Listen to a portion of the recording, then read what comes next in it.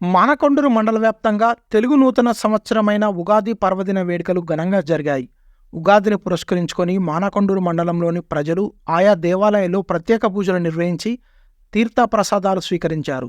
మండలంలోని అన్నారం గ్రామంలోని శ్రీ వరగట్టు ఆంజనేయ స్వామి ఆలయ ప్రాంగణంలో పురోహితులు సుప్రసన్నాచార్యులు రాశి ఫలాలను చదివి వినిపించిన పంచాంగ శ్రావణంను భక్తులు శ్రద్ధగా విన్నారు. భక్తులకు ఉగాది పచ్చడను అందించి తెలుగు నూతన సంవత్సరం శుభాకాంక్షలని తెలియజేశారు.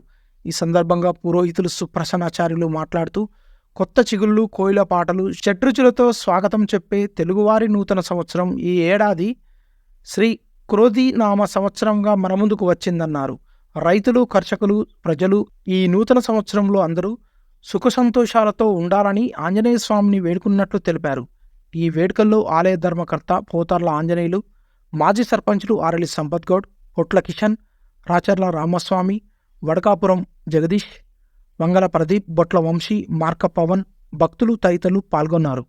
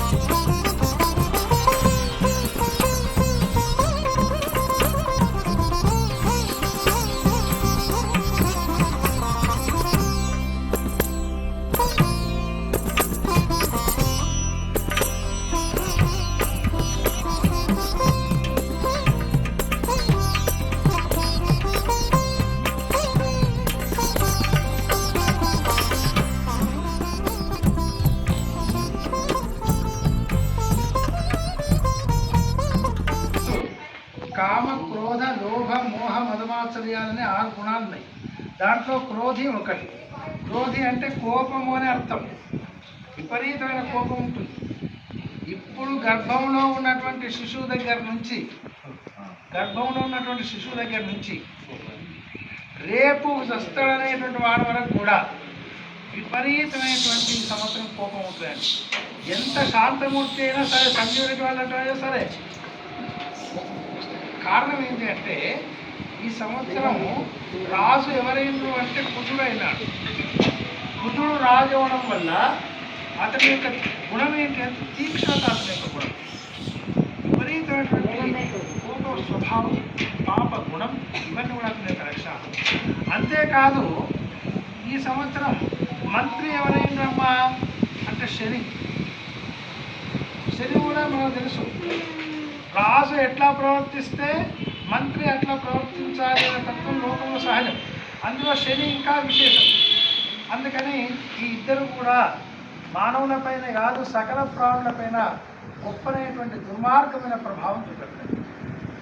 ఇంట్లో ఉంచుకోవడం కూడా జాగ్రత్తగా ఉంచుకోవాలి. ఎందుకంటే వాళ్ళని మీరు ఎంతెంత మంచిగా చూసినా కానీ ఏదో ఒక కారణం చేత మన మీదకి ఒక వ్యతిరేకమైనటువంటి భావాలు ఎక్కువగా ఉంటాయి. అంతేకాదు ఈ సంవత్సరం మొత్తం 9 గ్రహాలలో 2 శుభగ్రహాలు ఉన్నాయి, 7 పాపగ్రహాలు ఉన్నాయి. 7 పాపగ్రహాలు 2 శుభగ్రహాలు అంటే చూడండి మరి మెజారిటీ ఎంత ఉన్నది. అందుకని అన్ని విధాలుగా ఈ సంవత్సరం మనం ఇంద్రియాన్ని బాగా నిగ్రహం చేసుకోవాలి. ఆహారపు అలవాట్లు కూడా చాలా సాత్వికమైనటువంటి ఆహారాన్ని మనం భుజించాలి. హోటళ్లకు వెళ్ళకూడదు, వీలైనంత మటుకు రెస్టారెంట్లకు వెళ్ళకూడదు. మద్యపానాన్ని పూర్తిగా నిషేధించాలి. సమస్త ప్రాణులు అంటే ఆడ మగ తేడా లేకుండా కొంచెం తీసుకుంటే ఏం కాదు, డాక్టర్ గారే చెప్పినన్నా కానీ తీసుకోకండి. మాంసభక్షణను పూర్తిగా తగ్గించండి. ఎందుకంటే దానివల్ల విపరీతమైనటువంటి శరీరంలో ఉండేటువంటి లోభగుణం, కామగుణం, క్రోధగుణం పెరుగుతూ ఉంటుంది కనుక వాటిని తగ్గించాలి. వీలైనంత మటుకు ఈ సంవత్సరం ఎక్కువగా మనం చేయాల్సిన ప్రధానమైన పని ఏంటంటే ఆధ్యాత్మిక చింతన కలిగి ఉంటారు. నిరంతరం మీ ఇష్టదైవ ప్రార్థన మనసులో చేసుకుంటూ ఉంటారు. దైవీకమైనటువంటి చింతన ఉన్నందువల్ల మనలో పాపకారి ఆలోచనలు, తర్వాత కోప గుణాలు తగ్గిపోతాయి. అంతేకాదు ఈ సంవత్సరం ధరలు కూడా బాగా పెరుగుతాయని చెప్తున్నారు.